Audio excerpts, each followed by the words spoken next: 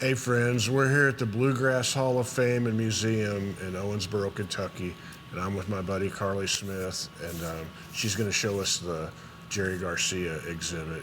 What's your title here? I'm the curator here at the Bluegrass Music Hall of Fame and Museum.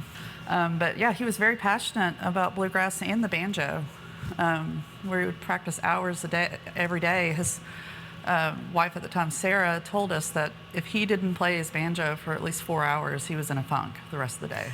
So that was definitely, dedication.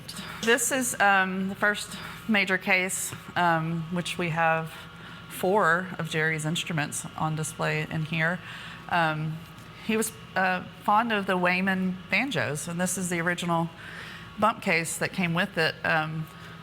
Interesting story to this is that Ronnie McCurry and Dell and Rob, they met Jerry because Ronnie decided he wanted to start selling instruments, and David Grisman knew Jerry was looking for a new banjo, so he kind of connected them, and Ronnie actually sold Jerry this specific banjo, that we were able to get on loan from one of his daughters. And so it was fascinating. We were filming some interviews for this project and interviewed Dell and Ronnie and Rob, and he brought the serial numbers. And I said, well, let me look back through my image. I had photos, I hadn't picked it up yet, but I had the serial number, and he was just blown away that they matched. Also, one really cool thing in this case is these Bluegrass LPs. Those are from Jerry's personal collection. His wife, Sarah, saved them and donated them to the museum. But, he had the, obviously the devotion to bluegrass music if he's listening to Bill Monroe, Flatt and Scruggs, the Stanley Brothers, Doc Watson. Obviously folk music was a big part of it, so we have an auto harp, this Gibson A3 mandolin, and also another Wayman banjo. Well, that one's really cool. The rim bumps off the back, which is interesting. So while Todd's catching up, this auto harp was Jerry's. It was his and Sarah's. They used it to do their folk. They incorporated that into folk music performances, and that's Jerry's Jean Ritchie album. She's a Kentucky native that was obviously big in folk music, playing the dulcimer. This is kind of cool. It's his. Sarah also sent us a copy. It's not the original, but that's his birth announcement. Jerry Garcia's birth announcement. Birth announcement, yeah. It's cool though because it's starring John Jerome Garcia. Were they musicians to make a ticket? They were, actually. If you look at this top photo, his father was a jazz player, played clarinet, but I thought it was kind of neat. He's the one down in the center middle, but it was that ragtime sound, probably in the 30s, I would imagine, but there's a banjo in the photo with his dad, But yeah, very musical family. His mother was as well, a singer, so. And his grandmother, I think, was probably one of his bigger influences because he spent a lot of time there with her, but she was listening to the Grand Ole Opry when he was little. So he was hearing that music. This is the Jimmy Martin album. Yeah, that's Jerry's one of Jerry's also? as well. Yeah, and I have, honestly, about 35 more, but, we couldn't put every single one of them on display. Were they all in this good a shape? Yeah, He took absolutely. care of his records. Absolutely. Well, and Sarah probably took care of them, honestly, since the 60s. They were starved for bluegrass on the West Coast in those days. It wouldn't have been that easy to find these records, would it? No, and that's another thing. To go into a record store, you might find Flatt and Scruggs, but anything beyond that, that's a treasure probably to these guys. I thought this was interesting. It's just so bluegrass, but the names of all the bands that he played in up until the Grateful Dead. Heart Valley Drifters, Wildwood Boys, the Black Mountain Boys, those are kind of some of the main ones that people know. One interesting one, the god-awful Palo Alto Bluegrass Ensemble. That's a great name. It is. It was Jerry, David Nelson, but also a young Pete Wernick from Hot Rods. His father was working at Stanford that summer, and so he's from the East Coast and played banjo, and he found the bluegrass crowd in the area And so they started a band that summer. But Jerry went from banjo to mandolin because Pete at the time he's a banjo player. He doesn't play anything else. I love how it started out not so adventurous with Bob and Jerry. Yeah. And we end up with god-awful Palo Alto Bluegrass Ensemble or Mother McCree's Uptown Jug Champions. Right. Absolutely. Yeah, and it's cool though that Bob and Jerry, I mean, obviously Robert Hunter, one of the primary lyricists for the Grateful Dead, he was playing bluegrass with Jerry that early. That's their connection. Started that long ago. So this is kind of an homage to a venue in Palo Alto that they played at a lot. It's called the Top of the Tangent. The Tangent was a coffee shop, and on top they would have live music. And this over here, which I just love this image, this artifact is his first wife's wedding dress on loan. There's pictures of her in the wedding dress, but she said that they decided to take she sold one of her Martin guitars, he sold some of his instruments. They took all of their wedding gifts, returned them for the cash so they could buy him a really, really nice banjo, because that was what was going to support them. She also found an original invitation from the wedding that she shared with us as well. These are also some of his LPs. So obviously folk music was a big part of it. And he always talks about the Harry Smith anthology of American folk music as a big influence. Was Allen Ginsberg around any of this? I would think so, because Neil Cassidy was around with the Merry Pranksters and Ken Kesey. And so obviously there's a connection. They were playing the acid test parties.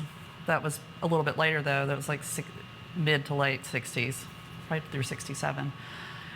One cool thing we found is the Berkeley Winter Folk Music Festival in 1962, but in lectures, I mean, that's Jerry sitting front and center. And this is also Gene Ritchie and Ralph Rensler and Jerry. So he was in the folk music scene. And Sarah mentioned that she thought during that, I guess when Bob Dylan plugged in, she and Jerry and Robert Hunter were there, and they stood up, they walked right down the middle aisle and out the door because he plugged in. Just fast forward a few more years. It was a different story. And this is also interesting. We have 3 of his shirts. You know, obviously Jerry, a lot of people remember him just wearing the black t-shirt, you know. Yeah. But in these folk days, Sarah handmade 3 shirts, she said, for her Cosmic Cowboy, and she saved them. So it was really cool to get some of his clothing on display. Yeah. This is a replica of a Corvair, which is really significant to Jerry's bluegrass journey.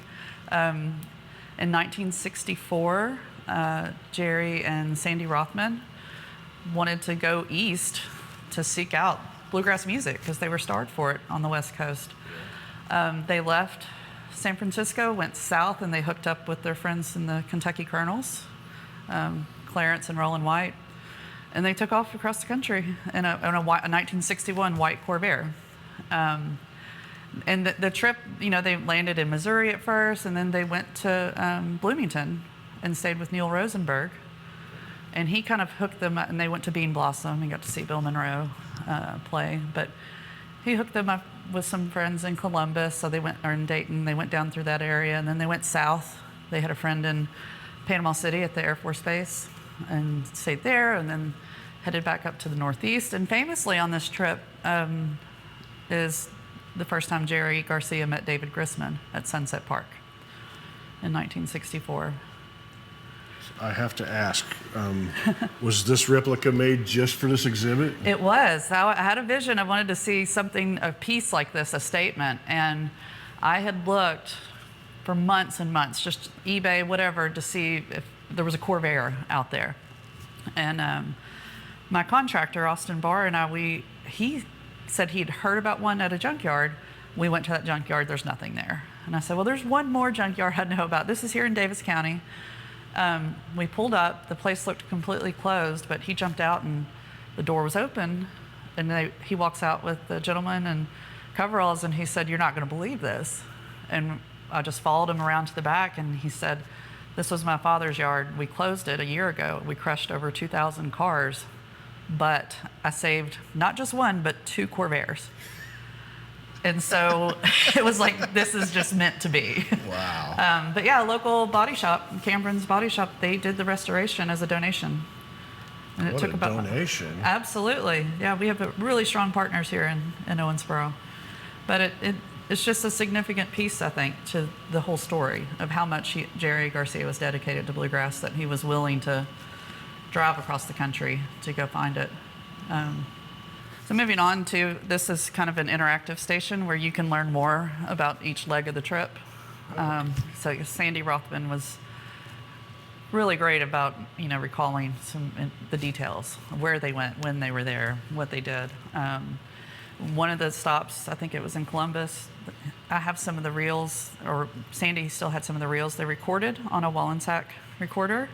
So we had some of those digitized, so you can kind of hear what they were taping, which I think is just a cool connection also, because the Grateful Dead fan base are known to be tapers, because the Dead said, once we play it, we're done with it. And but they were taping in the early 60s at bluegrass shows. So I always wondered if that was kind of an influence. And he actually loaned us this Wallensack recorder. It's not the original. The original, Sarah said it was her father's. So Jerry's father-in-law loaned them one, and when he returned with it, it was covered in cigarette burns and just half destroyed. But it's a pretty good replica, he said, of exactly what they used on the trip. But if you open it up, you can see the reels, and then also it has the mic.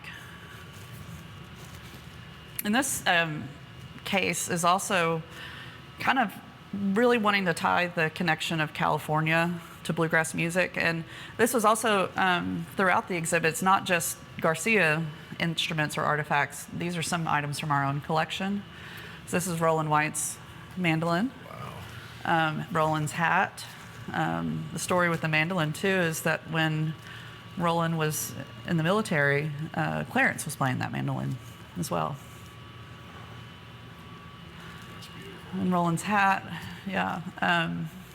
Bill Keith was another big influence on Jerry and his banjo playing, so we've got some of Bill Keith's banjo picks.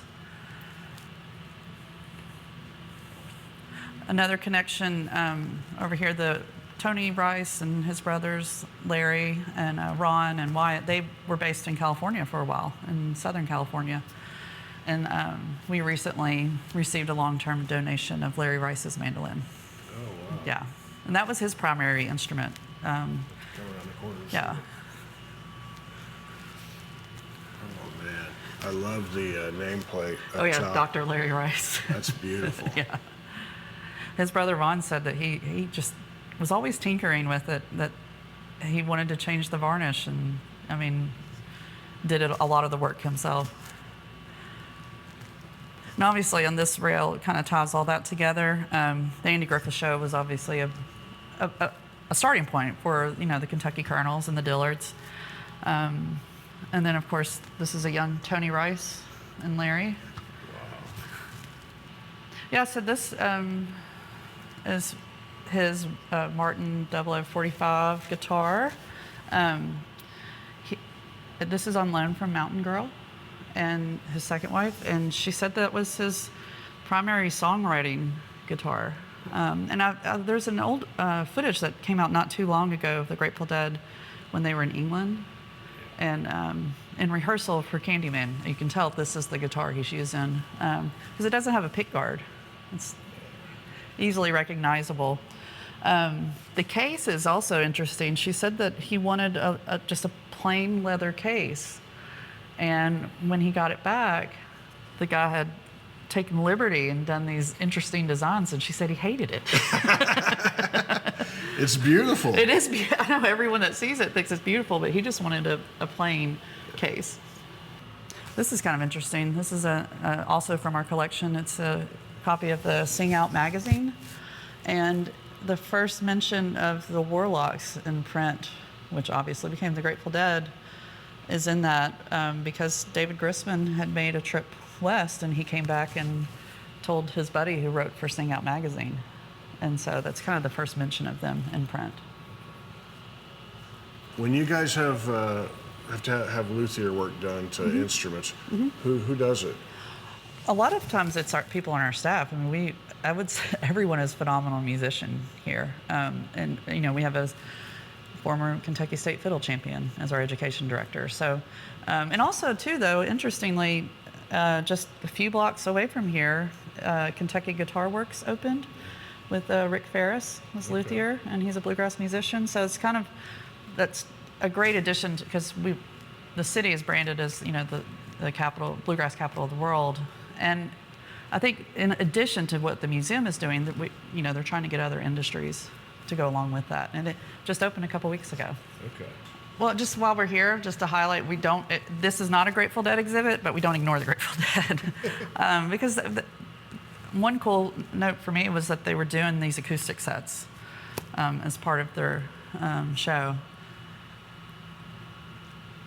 Also, Festival Express was really interesting. We showed that during the opening weekend. Great documentary. I love that Bob Weir's playing this round back ovation, which I think was one of the first guitars with a pickup that actually worked. Right. But Jerry is being the purist and playing into a microphone. Oh, absolutely. Yeah, that is interesting. So this is kind of dedicated towards the new riders of the Purple Sage. David Nelson was an early bluegrass buddy and friend in a lot of those early bands. Jerry was playing pedal steel for New Riders, which is just fascinating that he picked up this instrument so quickly just to learn something else. It's not the easiest instrument to just get good at. No, and on Teach Your Children, we interviewed Graham Nash, and Jerry had only been playing pedal steel for like 3 months when he laid that. And he wasn't happy with that first track, so he begged, I want to do it again. And Graham said, sure, but what you just did is perfect. We're going to use that, but you can do it again. And he did, and he said, okay, we're going to use the first take. And he gave him a guitar as a thank you for playing on that album. Yeah. Did we talk about? Yeah, the Gatorgan. That is something I had never heard of. I don't think it was out, a major instrument out there for years because I've not met anybody yet that has actually heard of a Gatorgan. No. I'm sorry, go ahead. It's on loan from one of his daughters, and I opened the case, and I'm like, I had to do a little research to figure out what it actually was. It's very heavy. It's almost like a early built-in synthesizer, if I had to guess. There's a few videos out there of people playing them. Just really interesting sound, but it's a beautiful instrument. Was it mass-produced like this, or is this something that... It was mass-produced. Wow. Yeah. That's amazing. Look at all I think this. the shop, is in Texas that produced these. It's playing at Emmons. Buddy That Emmons. seemed to be his primary that he would play, but I was really excited to find at least one photo of him playing this particular pedal steel. Oh, yeah. In this area, it's kind of going towards the Old and the Way era, in the 70s.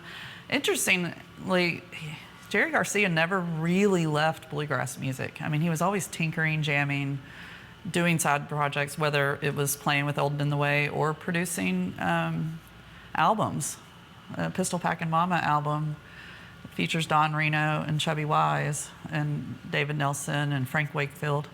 I think Pat Campbell as well. But so that was also a way for us to connect that story. We have a Don Reno suit and his guitar on loan. Oh, yeah. Man, that's a beautiful, beautiful Martin. I'm going to guess there's probably a hole under one of these, under one of the pick guards. Yeah. No? I just got this, honestly, right before the exhibit. It was owned by Marty Stewart, and he sold it to one of our trustees, who kindly let me display it for the exhibit. They seem to have done that. And now this is Don Reno's, but if you look at that album cover, and he's wearing the same suit in that album cover. But Red Smiley is playing a guitar, his guitar, but he also had the double pickguard as well in a lot of photos that I've found. The first place I ever heard Olden in the Way was from my buddy Todd, who's behind Oh, the really? camera many years ago. And I think it was like in a dark room while we were trying to make photos or something. That's how I first heard it. And was it one time that the largest selling bluegrass album of all time? It was until Oh Brother Where Art Thou, the soundtrack came out. I think it topped it when that movie came out. So, yeah, and it was it was live recordings, and Bear Stanley, the Grateful Dead engineer and LSD technician, he actually did the engineering for that album.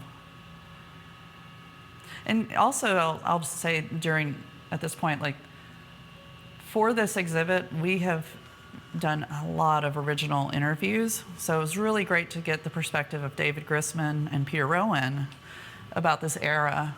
So we have a lot of viewing stations that you can stop and listen to them tell the story. The primary sources is really cool. That's for real history, and you guys have documented Absolutely. We've interviewed David Nelson with New Riders of the Purple Sage, Sandy Rothman, Eric Thompson, some of the early guys he was playing with, both, and then Sarah, his first wife, and Mountain Girl. They also sat down with us and just had some really great perspectives. But one thing I kept finding throughout this whole process is that bluegrass was his personal passion. I mean, he had a business to support with the Grateful Dead, and he obviously loved the fan base there and his bandmates, but I just kept hearing, he'd get off the road and sit the guitar down, pick up the banjo. So the acoustic band in the late 80s, that also is a great thing to highlight. He played on Broadway, the Luntfontein Theater, for many weeks. But it was kind of, he got to assemble or play with some of his old buddies, with David Nelson and Sandy Rothman. And they added Kenny Kosek on fiddle, and John Kahn, who played with him just in the Jerry Garcia band, on bass. And then he teamed up, obviously, again with David Grisman. And then out of that came the pizza tapes.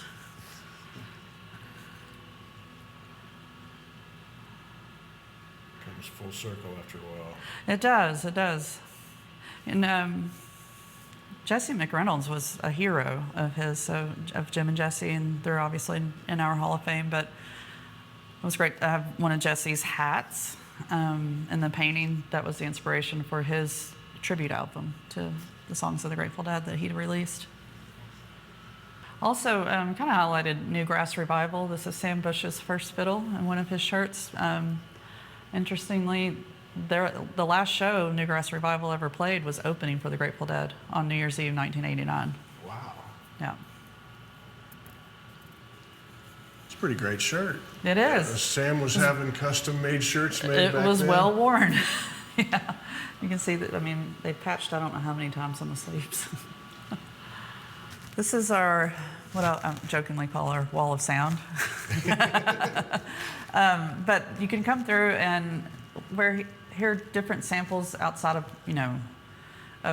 Pistol Packin' Mama, some of the samples from different albums, Deja Vu that we talked about earlier.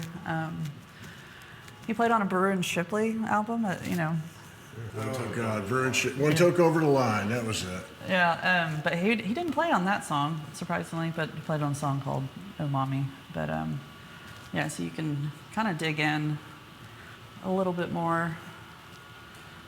Let's see, there's him in studio with David Crosby. So we don't have the music playing because of some little thing called copyright. I don't want to get in trouble. So over here, we are highlighting his musical journey with Robert Hunter. Obviously, they were playing together in 1961, and then he continued on as a lyricist with the Grateful Dead. But yeah, we were fortunate enough to get one of Robert's shirts and his suede jacket, which he's wearing in this photo up here, for an interview with Rolling Stone and some of his albums. That's a great jacket. It is, yeah.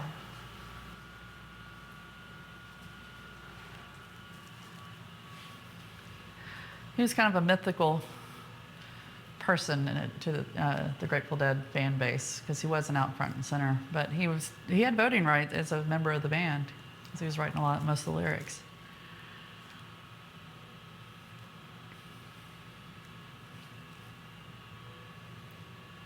For many nights of raving all night, the way people do in their early 20s, he knew me real well, and I knew him real well.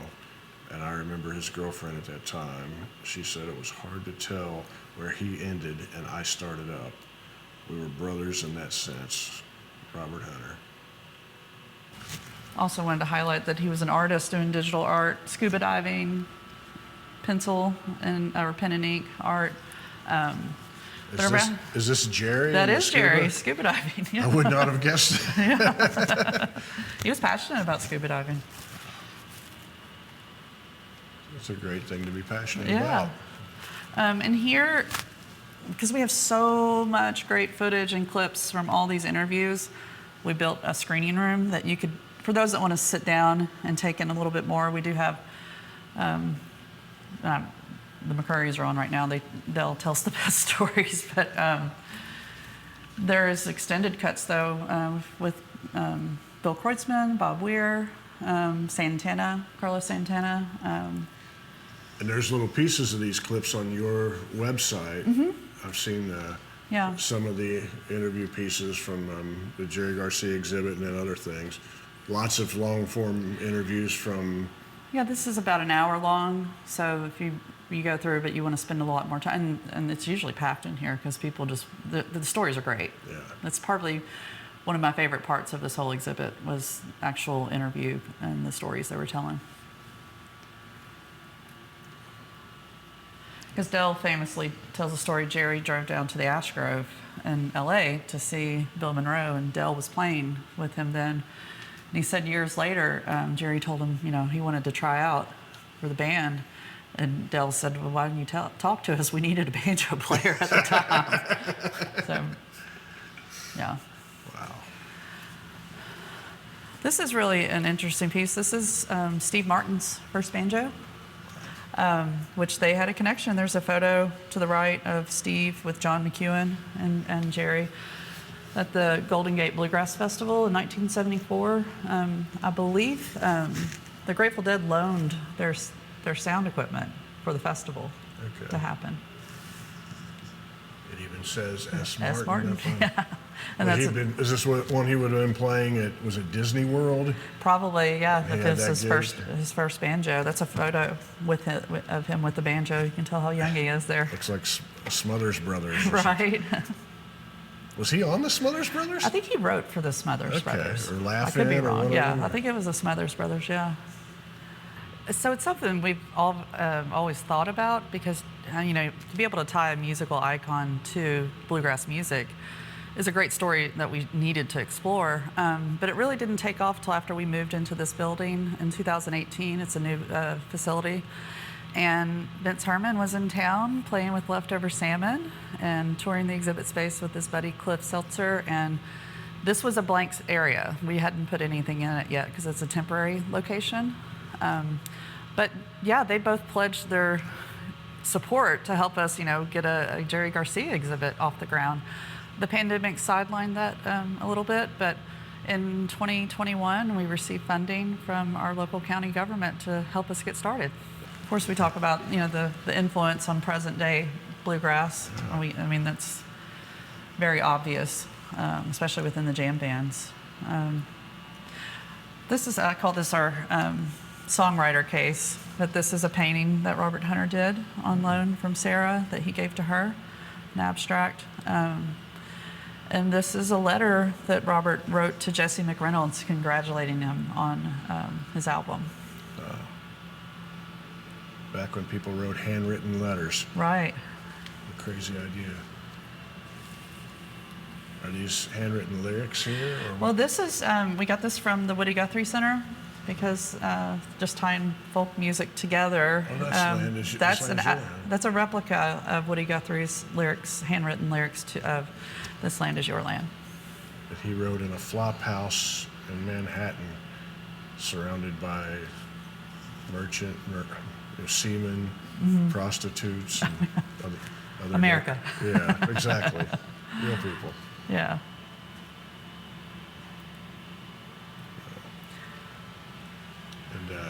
And That's it. That's the full exhibit. But I can tell you that if you really, I mean, even Cliff said, I've been through it 4 times and still haven't read everything.